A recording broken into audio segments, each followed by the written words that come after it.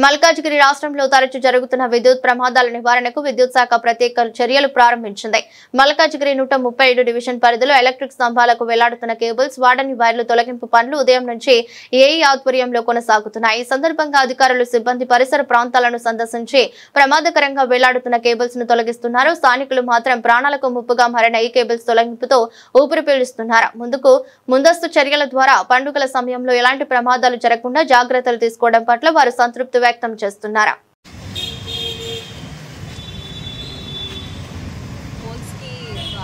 అన్ని ఎక్కరాకుండా అడ్డంగా ఉన్న కేబుల్స్, నెట్ కేబుల్స్ అన్ని కట్ చేస్తున్నాము. ఎందుకంటే ప్రజలకు అవి హానికరంగా ఉంటున్నాయి. ఎప్పుడు ఏ లైన్ ప్రాబ్లం వచ్చినా వీటి వల్ల వస్తుంది కాబట్టి వీటిని కట్ చేసేస్తున్నాము. ఫర్దర్గా కూడా ఇంకా ఇవి మళ్ళీ వేసుకోకుండా మేము నోటీసెస్ కూడా ఇష్యూ చేస్తాము.